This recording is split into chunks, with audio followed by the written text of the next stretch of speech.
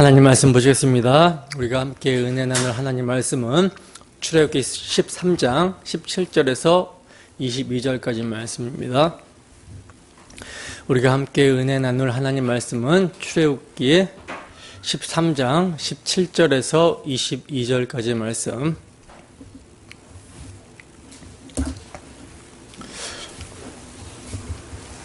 다 찾으셨으면 함께 한 목소리로 합독합니다. 시작.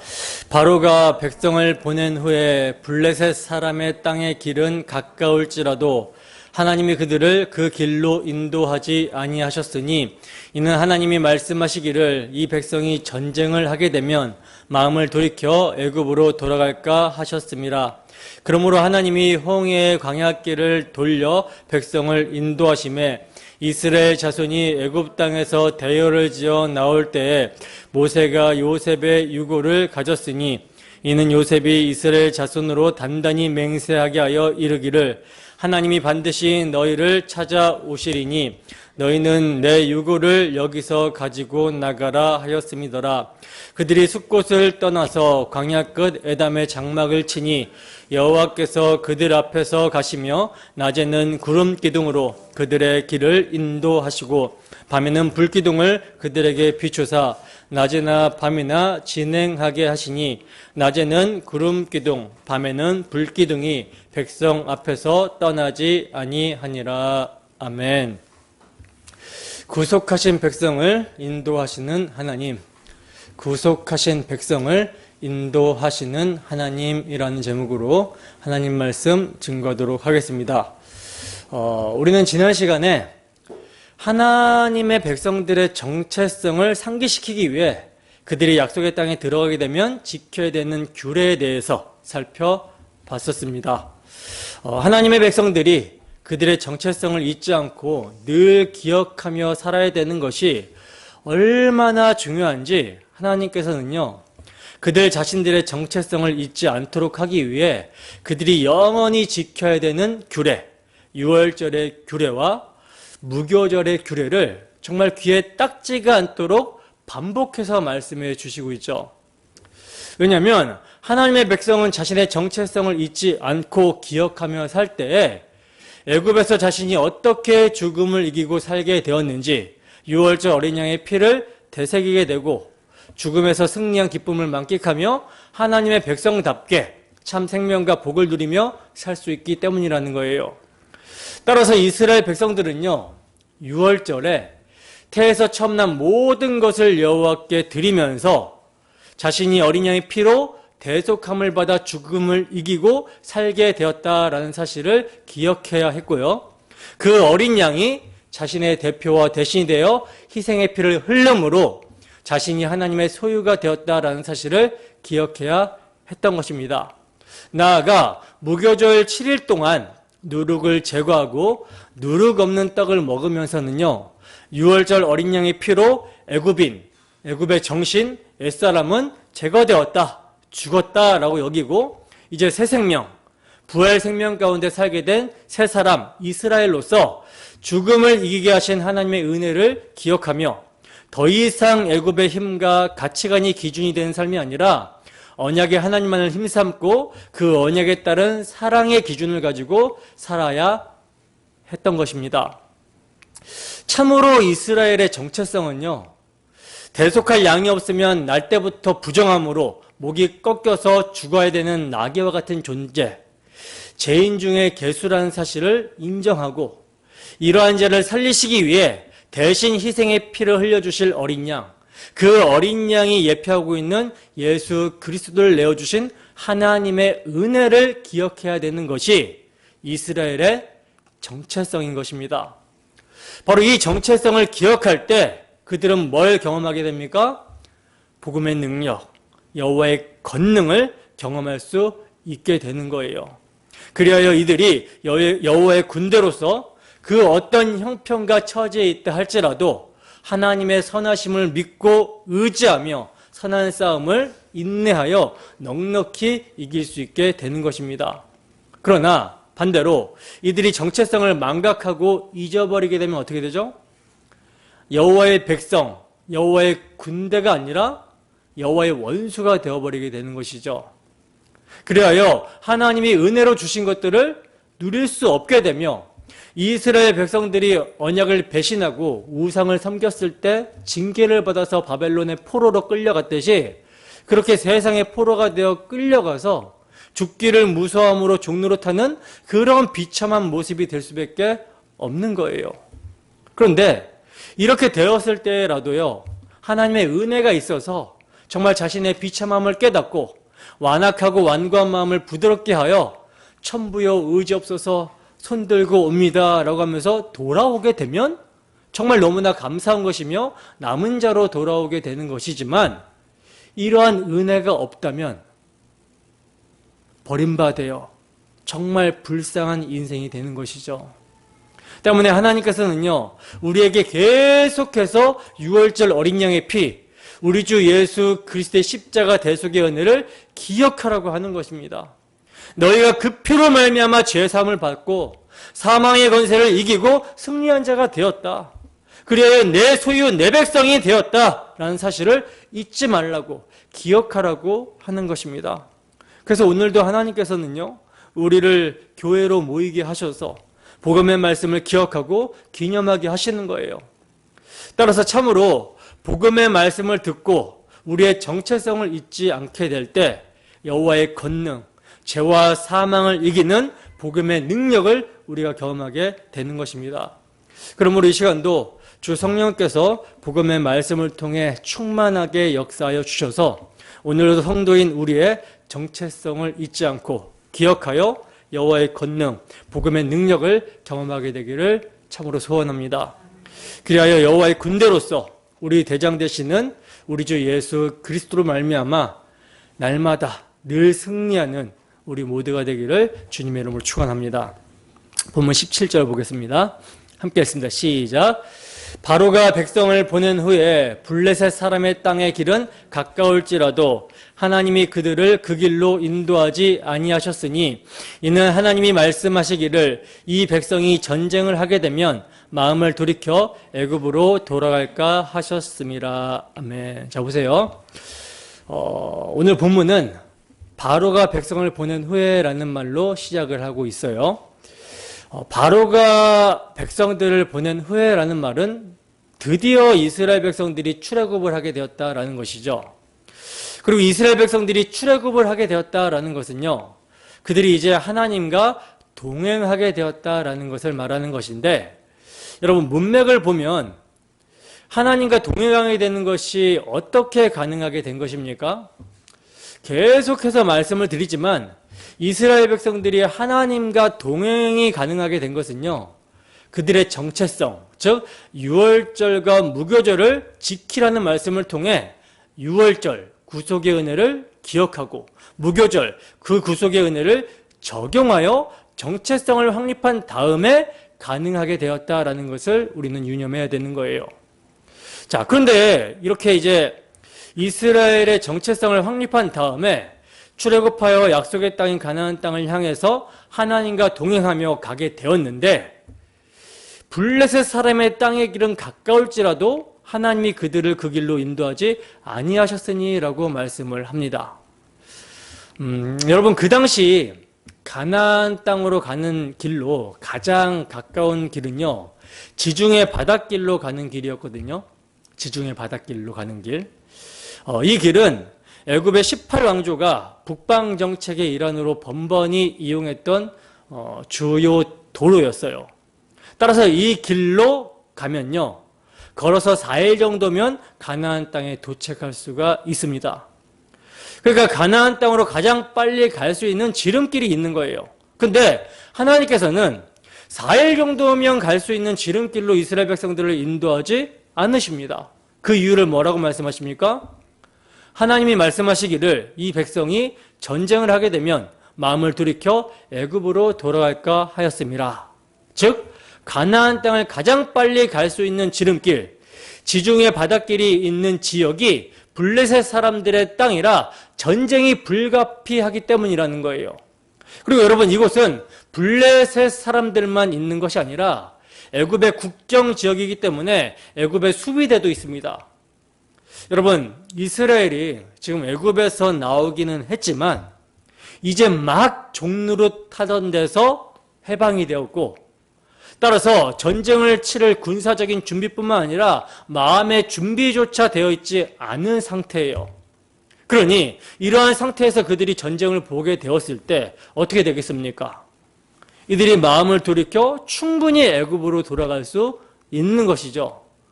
전쟁을 보지 못했을 때도 맨날 그냥 물이 없다, 먹을 것이 없다라고 불만하면서 틈만 나면 우리가 머리를 세워서 애굽으로 돌아가자라고 했던 자들이 군사적인 준비와 마음의 준비도 안 된 상태에서 전쟁을 보면 어떻게 되겠습니까?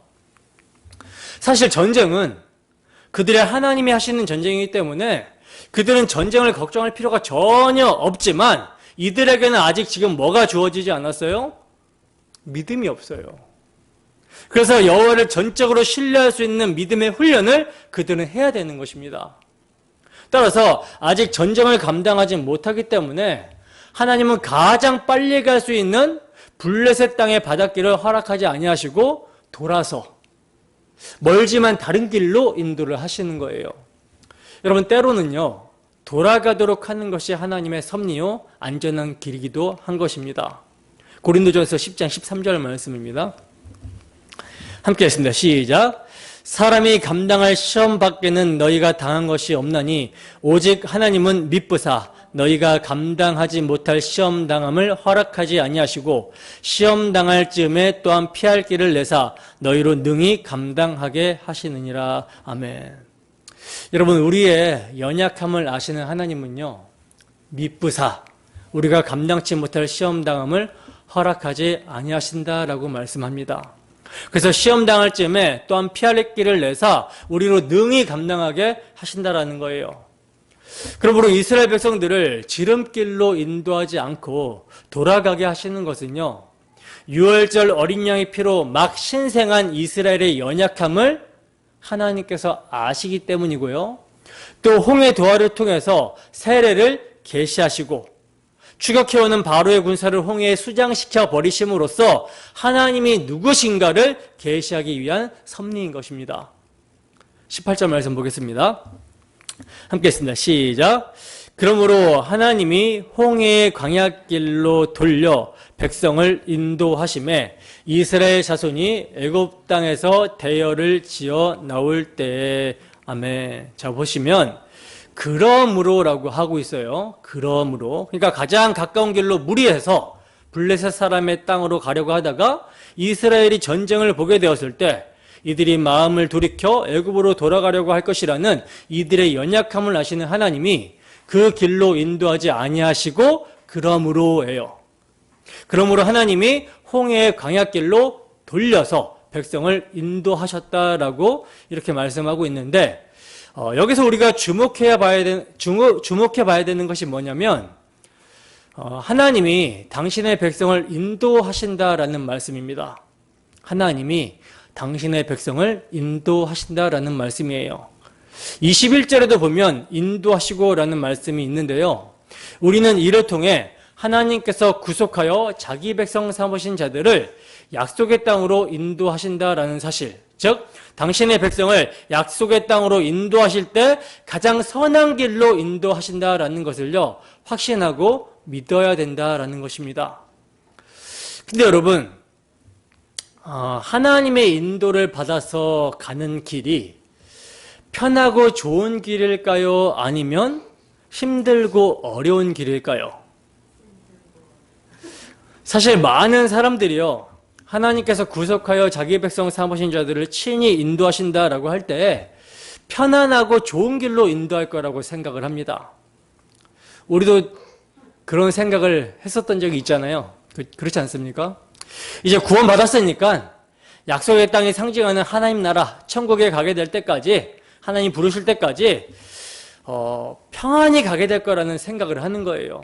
그래서 이 땅에서 아무런 어려움 없이, 혹 어려움이 있으면 바로바로 하나님께서 해결해 주시면서 그렇게 인도해 주실 것이다 라고 하는 이런 생각을 한다라는 것이죠. 그러나 여러분, 구원의 길은요, 넓은 길이 아니라 좁은 길입니다.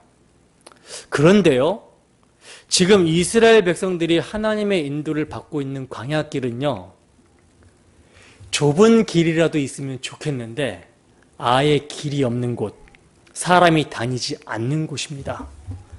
그러므로 좁은 길이라고 할 때 좁은 길은요, 길이 없는 곳으로 봐야 되는 거예요. 길이 없어요. 길이 없기 때문에 날마다 어떻게 됩니까? 인도함을 받아야 되는 곳입니다. 어제까지 걸어온 자신의 경험을 가지고 나아가는 길이 결코 아니라는 거예요. 어제는 어제까지의 인도고 오늘은 오늘의 인도를 받아야 된다라는 것입니다. 그렇지 않으면 광야에서 어떻게 돼요? 길을 잃어버리게 되는 거예요. 왜 하나님께서 구속하신 당신의 백성들을 이렇게 길이 없는 곳으로 인도하시냐면 그 길이, 하나님께서 인도하시는 길이 새롭고 살 길인 주님, 그 주님께서 길이 되시기 때문이라는 것입니다. 에레미야 선지자는요, 이 길을 이렇게 말하고 있어요. 에레미야서 2장 6절 말씀입니다. 함께 했습니다. 시작. 그들이 우리를 애굽 땅에서 인도하여 내시고 광야 곧 사막과 구덩이 땅, 건조하고 사망의 그늘진 땅, 사람이 그곳으로 다니지 아니하고 그곳에 사람이 거주하지 아니하는 땅을 우리가 통과하게 하시던 여호와께서 어디 계시냐 하고 말하지 아니하였도다. 아멘. 자, 보세요. 이스라엘이 하나님의 인도를 받고 있는 땅이 지금 어떤 땅이라고 그래요? 광야, 곧 사막과 구덩이의 땅, 건조하고 사망의 그늘진 땅, 사람이 그곳으로 다니지 않고 사람이 거주하지 않는 땅이라고 그러죠. 바로 이러한 땅을 하나님께서는 당신의 백성들로 하여금 통과하도록 인도하고 계시는 것입니다.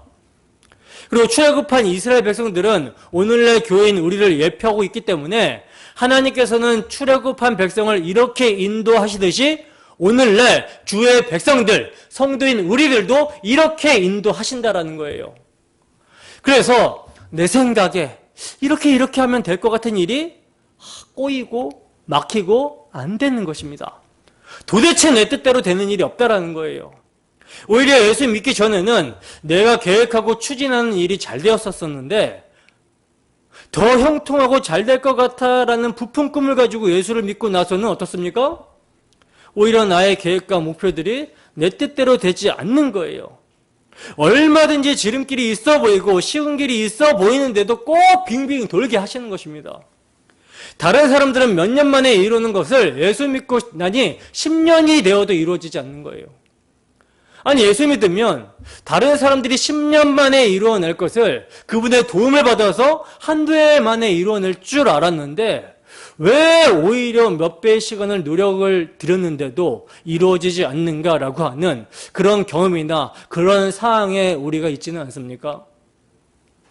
하나님께서 전능하시다라고 하는데 그러니 조금만 힘써 주시면 일이 착착 진행될 것 같은데 왜 더 어려워지는가? 혹 내가 하나님께 뭔가 섭섭하게 했는가? 혹은 내 정성이 부족했나? 아니면 내 기도의 잔이 덜 찼나? 마치 하나님이 내가 무엇을 하는 조건으로 내 일을 도와주시는 분처럼 그런 생각을 해본 적 없습니까? 사실 이런 생각들은요, 우리를 인도하는 주님이 누구시며 그 주님의 인도하심이 어떠한 인도하심인지를 전혀 모르고 믿지 못하는 모습인 것이죠. 여러분, 우리가 부름을 받았다라는 것은요, 세상으로부터 출세상하게 되었다. 부름을 받았다라는 것은요, 이제 출세상하기 이전에 우리가 스스로 길이라고 여겨 스스로 갈 수 있다라고 하는 길이 막혀버렸다라는 것을 말하는 거예요. 그러니까 우리의 길이란 없다고 보시면 되는 것입니다. 어린 양의 피, 예수 그리스도의 십자가 대속의 피로 구원받은 이후에 약속의 땅까지 우리가 걷게 되는 길은 우리 스스로 길을 찾아볼 수도 없고 스스로 갈 수도 없는 사막이며 광야입니다. 어디라도 우리 스스로 갈 수가 없어요. 어디로 가도 그곳은 물도 없고 양식도 없고 그늘도 없는 메마른 땅이라는 것입니다. 그래서 어떻게 해야 돼요? 오직 주님의 인도하심 외에는 아무런 소망이 없는 자로 살게 하시는 거예요. 이것이 하나님께서 우리를 광야길로 돌리시는 이유인 것입니다. 만약에 지름길로 가는 길이 있어서 그 길로 간다면요, 이것은 주님께 가까이 가는 길이 아니라 애굽으로 달려가는 길이 될 것이기 때문에 막아버리시는 거예요. 철저한 자기 부인이 일어나야 하는 것이 하나님의 인도하심을 따라 가는 길이죠. 그러나 여러분, 하나님이 인도하시는 길이 생명의 길임을 우리는 알아야 되는 것이고 믿고 확신해야 되는 것입니다. 하나님께서 이스라엘 백성들에게 주시고자 약속하신 것은요, 너무나도 분명합니다. 무엇입니까? 그들의 조상 아브라함과 이삭과 야곱에게 맹세하신 땅, 하나님이 그 땅에서 그들과 함께 하신다라는 약속입니다. 그리고 그 땅으로 그들로 들어가게 하시고 그들이 건축하지 아니한 크고 아름다운 성읍을 얻게 하시며 그들이 채우지 아니한 아름다운 물건이 가득한 집을 얻게 하시며 그들이 파지 아니한 우물을 차지하게 하시며 그들이 심지도 아니한 포도원과 감람나무를 차지하게 하사 배불리 먹게 하시고자 그들을 인도하시는 거라는 거예요. 이것이 이스라엘 백성들에게 하나님께서 하신 약속이고 지금 당장 눈에 보이지 않지만 이 약속한 것을 주시기 위해 인도하신 하나님을 그들은 광야를 걸으며 믿고 신뢰하는 법을 배워야 했던 것입니다. 그리하여 약속의 땅에 들어가게 되었을 때 정말 모든 것이 하나님의 약속대로 이루어졌다라는 것과 또 모든 것이 은혜로 자신들에게 주어졌다라는 것을 목도하면서 하나님의 은혜와 영광을 찬송하며 감사하게 되는 것이죠. 마찬가지로 우리는요, 구약의 약속의 땅, 가나안 땅이 모형하고 있는 하나님 나라, 예수님께서 십자가 대속의 피로 이루신 눈에 보이지 않는 하나님 나라, 썩지 아니하고 쇠하지 아니하고 진동치 않는 그 영원한 나라를, 그 영광의 나라를 약속받았습니다.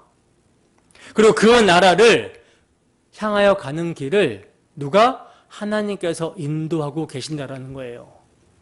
그 길이 비록 광야의 길이며 사망의 음침한 골짜기 같은 길이라 할지라도 당신의 전부이신 아들을 십자가에 내어 피 흘리게 하심으로 우리 죄를 용서하시고 우리를 사랑하시는 하나님이 약속하신 땅으로 인도하는 길이라면 선한 길이라는 사실을 우리는 확신해야 하는 것입니다.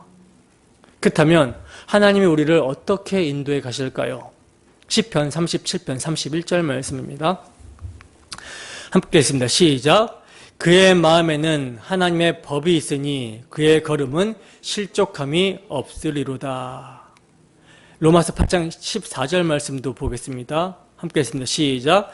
무릇 하나님의 영으로 인도함을 받는 사람은 곧 하나님의 아들이라. 아멘. 시편 119편 105절 말씀도 함께 했습니다. 시작. 함께 했습니다. 시작. 주의 말씀은 내 발의 등이요 내 길의 빛이니이다. 아멘. 자, 보세요. 하나님께서 구속하신 백성을 무엇으로 인도해 가시죠? 하나님의 법, 하나님의 영, 하나님의 말씀입니다. 다시 말해서 우리 주 예수 그리스도께서 십자가 대속의 피로 이루신 사랑의 법을 성령께서는 우리 마음에 새기시고 십자가 복음의 말씀을 통해 건면하심으로 인도하신다라는 거예요. 하나님께서 구속하여 자기 백성 삼으신 우리를 이제 내 스스로 광야의 길을 걸어서 약속의 땅으로 와봐라 방치하지 아니하시고 친히 그들을 인도하시며 믿음의 훈련을 시켜 가신다라는 것입니다. 그들의 마음에 그리스도의 사랑의 법을 새기시고 그 사랑의 법을 통한 건면을 통해서 우리를 인도하신다라는 거예요. 이 하나님의 인도하심이 얼마나 중요한지에 대해서 18절 하반절을 보시면요, 이스라엘 백성들이 대열을 지어 나올 때에 하고 대열을 지어 나오게 하셨다라고 말씀합니다. 여기서 대열을 지어라는 말, 하무시라는 말은요, 전투 대형을 이룬 전열이 정비됨을 의미하는 말이거든요. 이것은 하나님의 인도하심을 전적으로 믿고 의지하는 자들에게 혼란함이 없음을 보여주고 있는 거예요. 그리고 하나님의 인도하심이 단순히 이끄시는 것이 아니라 훈련하시면서 인도하심을 보여주고 있는 것입니다. 그리고 나올 때라는 말, 알라라는 말은요, 올라가다, 오르다라는 말을 의미하는데 이것은 애굽이라는 낮은 곳, 즉 세상에서 약속의 땅, 아들의 나라로 올라가는 것을 표현하고 있는 것입니다. 즉 하나님의 군대인 교회는 그분의 인도하심 속에서 대열을 지어 혼란 없이 하늘 소망을 바라보고 나아가는 자들이라는 말씀이에요. 본문 19절 보겠습니다. 함께 했습니다. 시작. 모세가 요셉의 유고를 가졌으니 이는 요셉이 이스라엘 자손으로 단단히 맹세하게 하여 이르기를 하나님이 반드시 너희를 찾아오시리니 너희는 내 유고를 여기서 가지고 나가라 하였음이더라. 아멘. 자 보세요.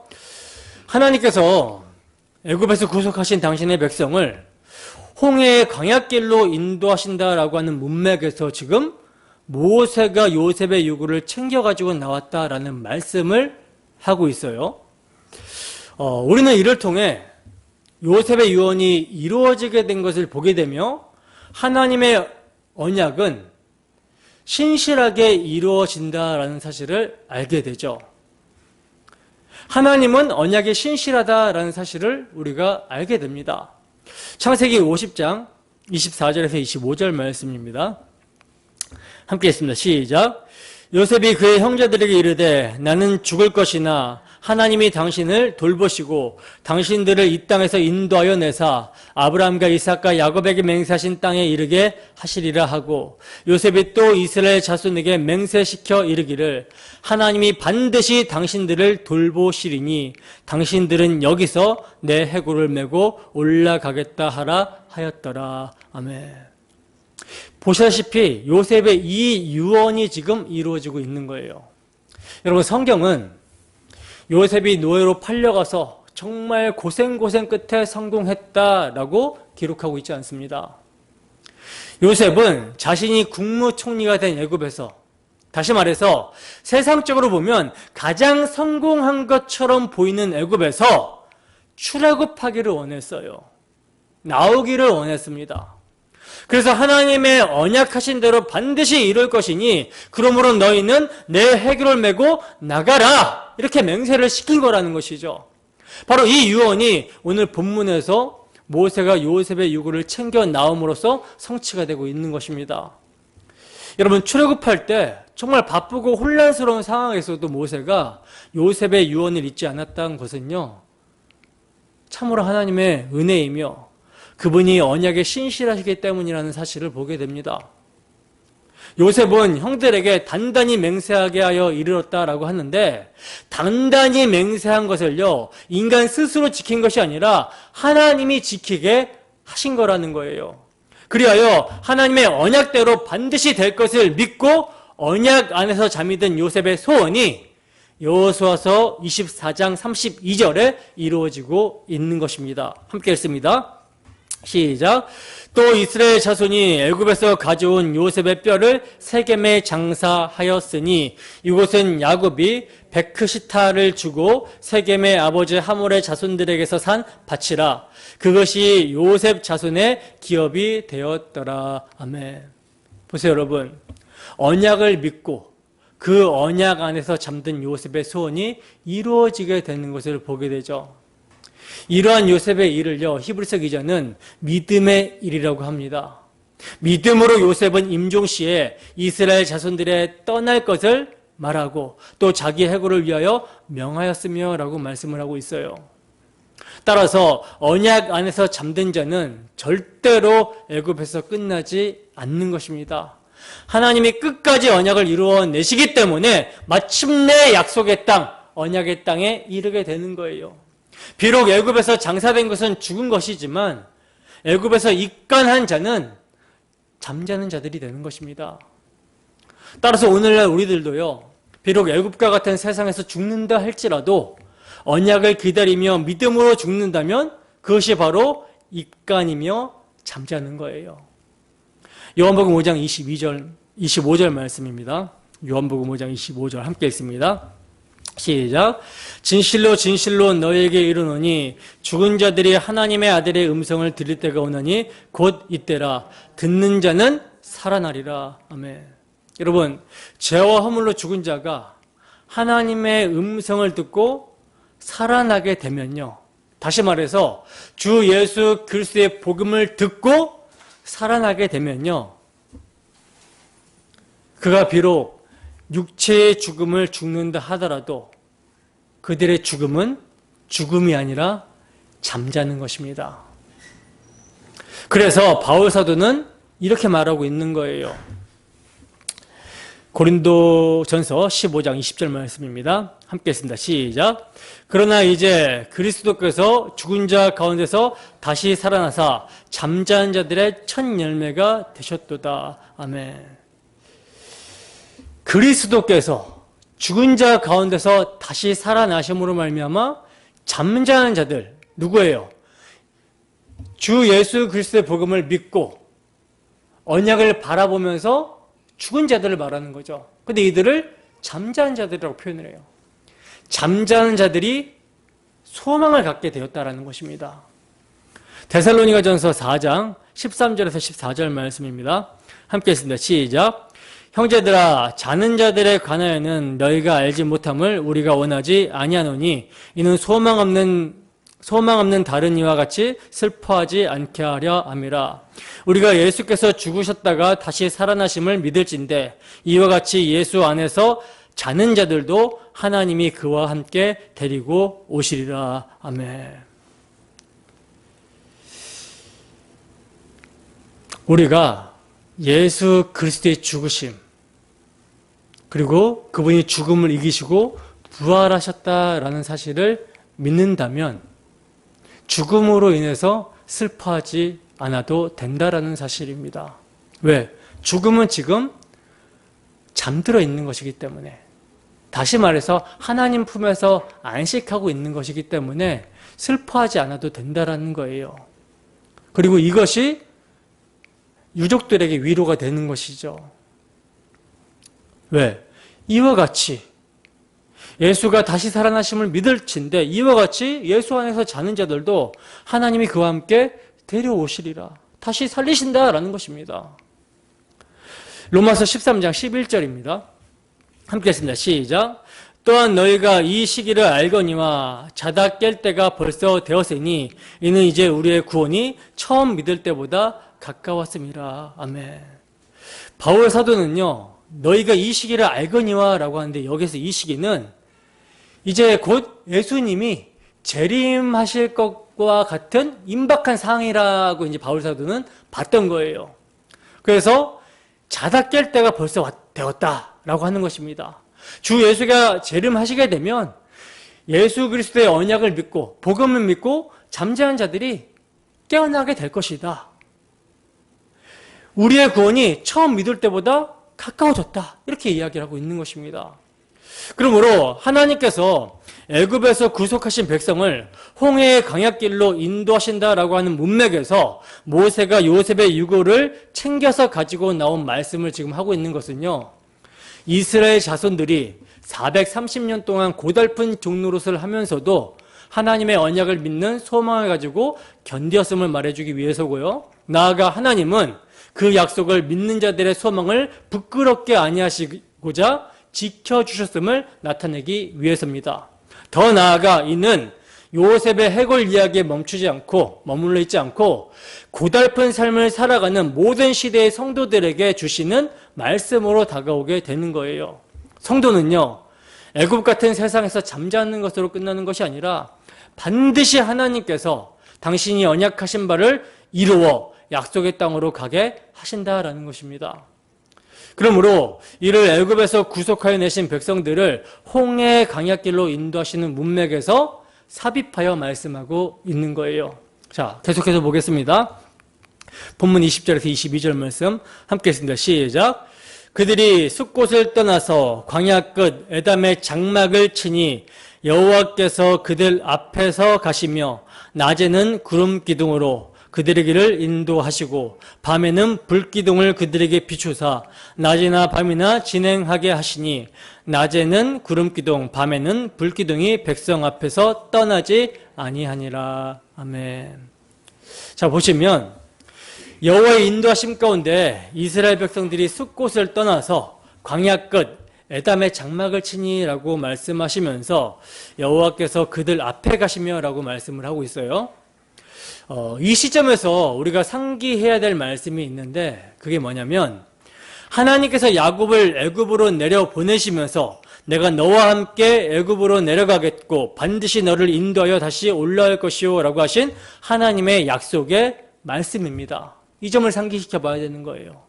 그러니까 하나님은 약속하신 대로 당신이 약속하신 대로 야곱과 함께 애굽으로 내려가셔서 그들과 함께 거하시면서 떨기나무에 불이 붙었으나 사라지지 않게 하시고 도리어 번성하게 하사 때가 찬 경륜 가운데 그들을 인도하여 내시고 지금 그들 앞에 앞장서서 인도하여 올라오게 하시고 있는 것입니다. 바로 이에 대한 감격과 감사를 알았기 때문에 시편 기자는요, 하나님이여 주의 백성 앞에서 앞서 나가사 광야에 행진하셨을 때 하고 말을 잊지 못했던 거예요. 여러분, 우리를 때가 찬 경륜 가운데 어린 양의 피로 구원하여 주시고 친히 우리 앞에 앞장서서 우리의 길을 인도하여 주시는 그 신실하신 하나님에 대한 감격이 우리에게 있습니까? 이러한 감격이 정말 참으로 마땅히 우리에게 있어야 되는데 사실 우리는 이스라엘 백성들처럼 우리의 원하는 길이 아니라고 불평하고 원망하고 있는 모습은 아닌지 우리의 모습을 돌아봐야 할 것입니다. 계속해서 보시면 여호와께서 구속하신 백성을 그들 앞에 앞장서서 인도하시는데 낮에는 구름 기둥으로 밤에는 불 기둥으로 그들을 인도하신다라고 말씀을 합니다. 여기서 구름 기둥과 불 기둥은요, 두 가지가 아니라 하나님의 임재를 나타내는 동시적인 표현입니다. 하나님의 영광이 이스라엘 가운데 함께 하시는 모습인데 이 기둥이 밤에는 불로서 낮에는 구름으로서 백성들을 보호하고 인도하시는 거예요. 출애굽기 14장 24절 말씀입니다. 함께 하십니다. 시작. 새벽에 여호와께서 불과 구름 기둥 가운데서 애굽 군대를 보시고 애굽 군대를 어지럽게 하시며 아멘. 자, 구름과 불이 하나로 지금 말씀을 하고 있죠. 불과 구름 기둥 가운데. 출애굽기 40장 38절 말씀입니다. 함께 했습니다. 시작. 낮에는 여호와의 구름이 성막 위에 있고 밤에는 불이 그 구름 가운데 있음을 이스라엘의 온 족속이 그 모든 행진하는 길에서 그들의 눈으로 보았더라. 아멘. 밤에 불이 구름 가운데 있음을 이스라엘 온 족속이 봤다라고 해요. 그러니까 구름과 불은 따로 떨어져 있는 것이 아니라 하나님의 임재를 동시적으로 표현하는 그런 하나님의 임재를 표현하는 것입니다. 자, 그리고 이러한 구름과 불은요, 하나님의 임재의 상징으로서 성경에서 주로 등장을 하고 있는데 출애굽기 16장 10절 말씀도 보겠습니다. 함께 했습니다. 시작. 아론이 이스라엘 자손의 온 회중에게 말하매 그들이 광야를 바라보니 여호와의 영광이 구름 속에 나타나더라. 아멘. 여기서는 하나님의 임재의 상징이 뭘로? 구름으로. 그러니까 여호와의 영광을 구름으로 상징해서 말씀을 하고 있어요. 출애굽기 19장 18절 말씀입니다. 함께 했습니다. 시작. 시내산의 연기가 자욱하니 여호와께서 불 가운데서 거기 강림하신지라. 자, 여기서는 뭡니까? 여기서는 여호와께서 시내산에 불 가운데 강림하셨다 하고 불을 여호와의 임재의 상징으로 말씀을 하고 있어요.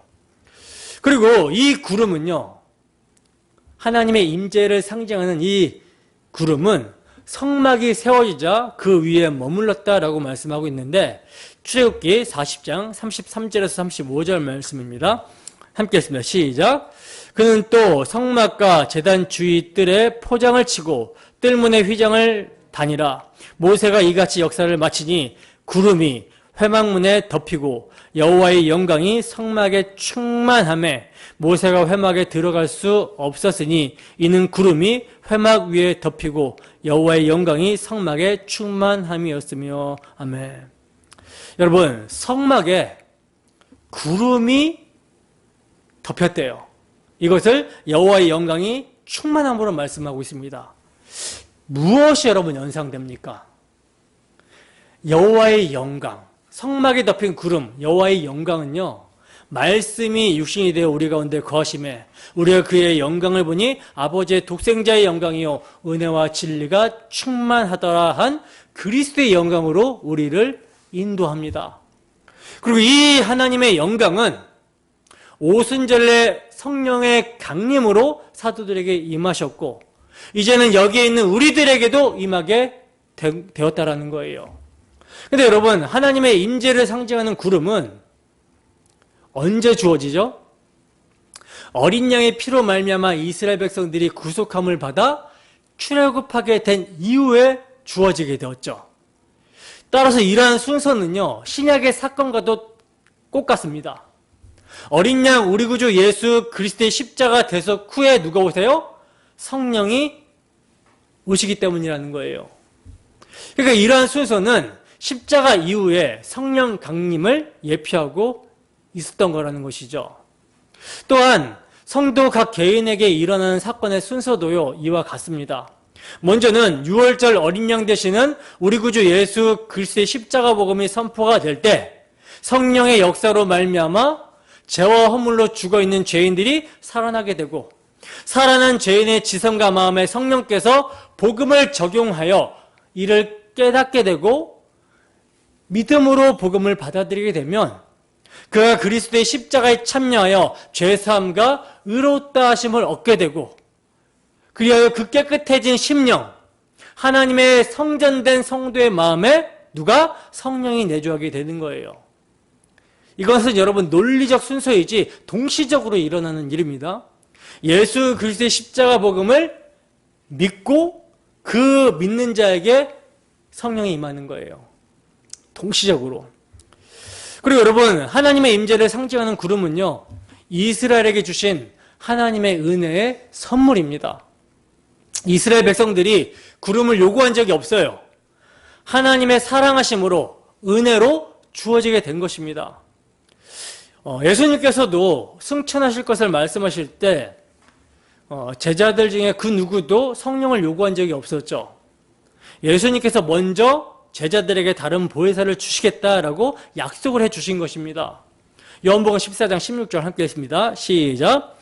내가 아버지께 구하겠으니 그가 또 다른 보혜사를 너희에게 주사 영원토록 너희와 함께 있게 하리니. 아멘. 자, 그리고 그 하나님의 임재를 상징하는 구름은요, 광야의 그 낮에 뜨거운 해가 상치 못하게 밤에는 불로 추위에 떨지 않게 보호해 주었다라고 시편 기자는 여호와께서 낮에는 구름을 펴사 덮개를 삼으시고 밤에는 불로 밝히셨으며 라고 말씀합니다. 이와 같이 실체신 성령님께서도요, 우리의 보호자가 되신다라는 거예요. 그래서 바울 사도는 성령을 근심하게 하지 말라고 하면서 이렇게 말씀합니다. 에베소서 4장 30절 말씀입니다. 함께 했습니다. 시작. 하나님의 성령을 근심하게 하지 말라. 그 안에서 너희가 구원의 날까지 인치심을 받았느니라. 아멘. 그리고 여러분, 느헤미야는 이렇게 말씀합니다. 느헤미야 9장 12절 말씀 함께 했습니다. 시작. 낮에는 구름 기둥으로 인도하시고 밤에는 불 기둥으로 그들이 행할 길을 그들에게 비추셨사오며. 아멘. 하나님의 임재를 상징하는 구름이 어둠 속에 등불이 되어서 이스라엘의 광야길을 인도해 주었다라고 말씀하고 있는 거예요. 이와 같이 그리스도인들에게 임한 성령도요, 우리를 모든 진리 되시는 예수 그리스도께 인도하신다라는 것입니다. 하나님께서는 길과 진리와 생명 되시는 예수 그리스도께로 우리의 발걸음을 인도하시기 위해서 성령을 보내주셨던 거예요. 그래서 믿는 성도는 성령의 인도하심을 받게 되는 것입니다. 그래서 바울 사도는 이렇게 말씀하고 있는 것이죠. 무릇 하나님의 영으로 인도함을 받는 사람은 곧 하나님의 아들이라. 여러분, 이 말씀에서 이스라엘은 내 장자라고 하신 하나님의 말씀을 떠올리게 되죠. 따라서 지금 우리가 성령의 인도하심을 받고 있다면, 하나님의 영의 인도하심을 받고 있다면 뭐가 된 거예요? 하나님의 아들이 된 것입니다. 그리고 마지막으로 진짜 감사하고 중요한 사실이 있어요. 그게 뭐냐면 그 하나님의 임재를 상징하는 구름이요, 광야 기간 동안에 한 번도 사라지지 않았다라는 사실입니다. 이스라엘 백성들을 약속의 땅으로 인도할 때까지 한 번도 사라지지 않았다라는 사실이에요. 느헤미야서 9장 19절 말씀입니다. 함께 했습니다. 시작. 주께서는 주의 크신 긍휼로 그들을 광야에 버리지 아니하시고 낮에는 구름 기둥이 그들에게서 떠나지 아니하고 길을 인도하며 밤에는 불 기둥이 그들이 갈 길을 비추게 하셨사오며. 아멘. 여러분, 제가 광야 길은 자기 부인의 길이고 온전히 하나님만을 의지해서 가는 길이라고 말씀을 드렸잖아요. 왜냐하면 하나님께서는 이스라엘 백성들이 전혀 원하지 않는 길로 인도하시기 때문에 그런 거예요. 그러니 이스라엘 백성들에게 있어서 얼마나 원망과 불평이 많았겠습니까? 근데 하나님은요, 그들의 온갖 불평과 반역에도 불구하고 한 번도 불과 기름 기둥을 제거하지 않으셨다라는 거예요. 이와 같이 성령도요, 신자들에게 끊임없이 우리와 함께 하신다라고 말씀합니다. 우리 주님은 내가 아버지께 구하겠으니 그가 또 다른 보혜사를 너희에게 주사 영원토록 너희와 함께 있게 하리니 하고 말씀하셨어요. 성령께서 구속함을 받은 자에게 임하여서 떠나지 아니하시고 영원히 함께 하사 우리를 인도하고 계시기 때문에 우리의 뜻대로 되는 것이 아니라 아버지의 뜻대로 우리를 그리스도와 연합시키시고 함께 죽고 함께 사는 자로 만들어 내시는 것입니다. 그러니 우리의 뜻대로 되어서 망할 길로 가지 않게 되는 것으로 말미암아 감사하는 우리 모두가 되기를 소원합니다. 고린도후서 1장 8절에서 10절 말씀입니다. 함께 했습니다. 시작. 형제들아, 우리가 아시아에서 당한 환난을 너희가 모르기를 원하지 아니하노니 힘에 겹도록 심한 고난을 당하여 살 소망까지 끊어지고 우리는 우리 자신이 사형 선고를 받은 줄 알았으니 이는 우리로 자기를 의지하지 말고 오직 죽은 자를 다시 살리시는 하나님만 의지하게 하심이라. 그가 이같이 큰 사망에서 우리를 건지셨고 또 건지실 것이며 이후에도 건지시기를 그에게 바라노라. 아멘. 여러분, 바울 사도는 정말 성령이 충만한 사람이었습니다. 그러나 어디로 가야 할지를 모를 때가 많았다라고 그러죠. 아시아로 가려고 하였으나 마게도니아로 가게 되었고 그가 가고자 하는 곳마다 다 가게 된 것이 아니라는 거예요. 그러므로 이러한 사도들도 늘 자신의 생각과 계획을 의뢰하는 것이 아니라 오직 하나님만을 의지하게 하기 위해서 자신은 살 소망까지 끊어지는 고난을 당하였다라고 고백을 합니다. 그러나 이러한 고난과 어려움이 도리어 죽은 자를 다시 살리시는 하나님만을 의뢰하게 하였다라고 고백을 하고 있어요. 그렇다면 오늘날 성도가 하나님께 인도함을 받는다는 것이 어떤 모습이겠습니까? 내가 계획하고 이루고자 하는 것들이 차질 없이 착착착 잘 진행이 되고 이루어지는 것이 아니라 하나님의 인도하심을 받아서 하나님의 뜻이 이루어져야 되는 것임을 우리는 알아야 되는 거예요. 오히려 나의 그러한 생각과 계획들이 무너뜨리면서까지 하나님의 자신의 뜻을 이루시고자 하시는 것이 하나님의 인도하심이라는 것입니다. 그러므로 우리는요, 성도가 어려움을 당하고 고난을 당하는 모습을 보면서 야, 저 사람은 하나님의 인도하심을 받지 못해서 저런 고생을 하나 보다라고 그렇게 생각하면 된다, 안 된다? 안 된다라는 것입니다. 왜냐하면 그러한 가운데서도 그가 하나님의 백성이라면 정말 차질 없이 빈틈없이 하나님의 인도하심이 있다라는 거예요. 그렇지 않으면 고생하는 사람은 하나님을 잘못 믿어서 인도하심을 받지 못해서 그렇고 고생 없이 평안하게 잘 살면 하나님을 잘 믿어서 그렇다고 이렇게 보게 되는 것입니다. 그러나 그게 아니라는 것이죠. 결코 아니라는 것입니다. 우리가 왜 그런 식으로 보면 안 되냐면 그 가장 확실한 이유가 가장 하나님의 인도하심에 순종하여 그 뜻대로 사신 예수님, 한량없이 성령의 부으심을 받고 그의 말 한마디 행동 하나하나까지가 모두가 다 하나님의 인도하심을 받은 예수님의 모습이 어떤 모습이었어요? 저주를 받아 죽는 모습, 어리석고 미련한 십자가의 모습이었습니다. 그의 성육신부터 그의 공생의 삶부터 죽으심까지 평안하고 순탄한 삶이 아니었다라는 거예요. 그리고 바울 사도 바울도 하나님의 인도하심을 받았는데 우리가 성경을 읽어보게 되지만 얼마나 죽도록 고생을 합니까? 오죽하면 하나님이 우리를 죽이기로 작정하신 자처럼 그렇게 우리를 인도하신다라고 고백을 했겠어요. 그러면 하나님께서 우리를 어디로 인도하시고자 이렇게 하시는 것입니까? 하나님의 언약 안으로 인도하시고자 이렇게 하시는 것입니다. 세상의 줄을 끊음으로,